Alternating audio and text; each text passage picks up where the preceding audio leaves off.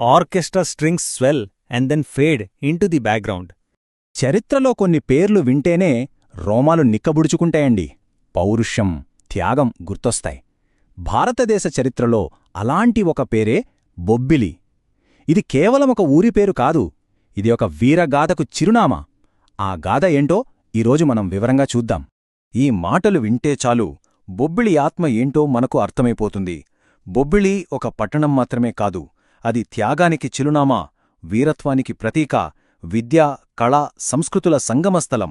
ఇది ఏమాత్రం అతిశయోక్తి కాదు. మరి ఇంత గొప్ప పేరు ఎలా వచ్చిందో తెలుసుకోవాలంటే మనం కథ మొదట్లోకి వెళ్ళాలి. సరే, కథ మొదలుపెడదాం. ఒక పులి గర్జనతో బొబ్బిలి స్థాపన, ఒక వీరోచితమైన చర్య ఒక రాజ్యానికి ఎలా నాంది పలికిందో ఇప్పుడు చూద్దాం. కథ మొదలైంది 17వ శతాబ్దంలో. అప్పుడేం జరిగిందంటే, మొఘల్ సేనాని షేర్ మొహమ్మద్ ఖాన్ కళింగ మీద దండయాత్రలో ఉన్నారు. అనుకోకుండా ఆయన కుమారుడు అడవిలో శత్రువుల చేతికి చిక్కాడు. సరిగ్గా అదే సమయానికి వెంకటగిరి జమీందారైన పెదరాయుడు రంగంలోకి దిగి తన ప్రాణాలను పణంగా పెట్టి ఆ యువకుణ్ణి కాపాడారు.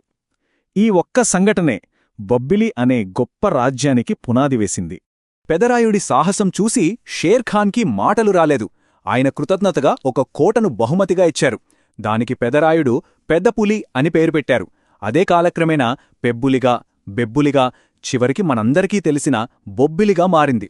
బెబ్బులి అంటే మగపులి అని అర్థం. ఆ పేరులోనే ఎంత పవరుందో కదా.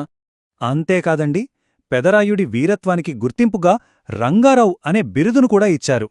అప్పట్నుంచి ఇప్పటివరకు బొబ్బిలి రాజులందరి పేర్లోనూ ఈ రంగారావు అనేది ఒక వారసత్వంగా కొనసాగుతూనే ఉంది. ఇది వాళ్ల పరాక్రమానికి ఒక నిలువుటద్దం. సరే, రాజ్యం ఏర్పడింది. మరి కోట సంగతేంటి? ఒక శక్తివంతమైన కోటను, ఆ రాజ్యం యొక్క గుండెకాయను ఎలా నిర్మించుకున్నారో చూద్దాం. ఒక్కసారి రాజ్యం పునాది పడ్డాక ఇక వెనక్కి తిరిగి చూసుకోలేదు. చూడండి ఎంత వేగంగా అభివృద్ధి చెందిందో. 1652-57 మధ్యలో ఒక 20 ఎకరాల్లో పెద్ద మట్టి కోట కట్టారు. ఆ తర్వాత ప్రజల కోసం 1680లో కోటి చెరువును తవ్వించారు. ఇక 1700 వచ్చేసరికి వాళ్ల వైభవాన్ని చాటే రాజమహల్ కూడా రెడీ అయిపోయింది.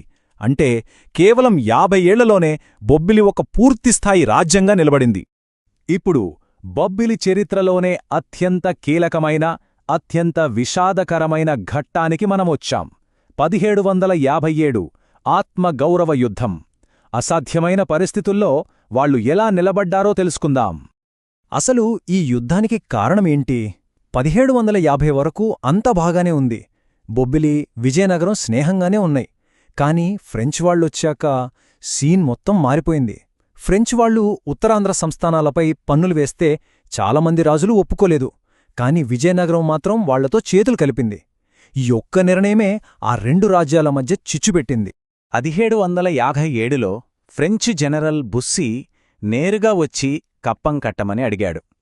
అప్పుడు బొబ్బిలి రాజులు చెప్పిన ఒక్క మాట చరిత్రలో నిలిచిపోయింది. మేము సామంతులం కాదు. వాళ్ల ఆత్మగౌరవం, స్వాతంత్ర్యకాంక్ష ఆ ఒక్క మాటలో ప్రతిధ్వనించింది. కాని ఆ తిరస్కారమే భయంకరమైన యుద్ధానికి దారితీసింది. జనవరి 24, 1757. ఆ రోజు చరిత్ర మర్చిపోలేని రోజు. ఆ భీకరమైన యుద్ధంలో రాజు రంగారాయుడు, సేనాని తాండ్ర పాపారాయుడు, వెంగళరాయుడు, ధర్మారాయుడు ఇలా ప్రతి ఒక్కరూ సింహాల్లా పోరాడారు. చివరి శ్వాస వరకు కోటకోసం పోరాడి వీరమరణం పొందారు. కాని కథ ఇక్కడితో అయిపోలేదు. బొబ్బిలి పతనం తర్వాత కేవలం 3 రోజుల్లో జనవరి 27న తాండ్ర పాపారాయుడు విజయనగరం రాజుపై తన ప్రతీకారం తీర్చుకున్నారు. తన శపథం నెరవేర్చుకుని ఆ వీరుడు తన ప్రాణాలను త్యాగం చేశాడు. ఆ ఒక్క సంఘటనతో ఆయన బొబ్బిలి పులిగా చరిత్రలో చిరస్థాయిగా నిలిచిపోయారు. ఒక మహా విషాదం తరువాత ఆ కథ అక్కడితో ఆగిపోతుందా? లేదు. బూడిద నుండి బొబ్బిలి మళ్లీ ఎలా పైకి లేచిందో ఇప్పుడు చూద్దాం. ఆ వారసత్వాన్ని ఎలా పునర్నిర్మించుకున్నారో గమనిద్దాం. ఆ యుద్ధం బొబ్బిలిని భౌతికంగా నాశనం చేసుండొచ్చు, కాని దాని స్ఫూర్తిని మాత్రం చంపలేకపోయింది.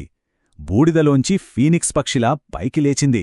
చూడండి, 1884లో మొదటి హైస్కూల్, 1908లో రైల్వే లైన్, 1934లో షుగర్ ఫ్యాక్టరీ, 1962లో డిగ్రీ కాలేజ్, ఇలా ఒక్కో అడుగు వేసుకుంటూ 2022 నాటికి ఏకంగా ఒక కొత్త రెవెన్యూ డివిజన్ అయింది. ఇది కదా అసలైన పట్టుదల అంటే.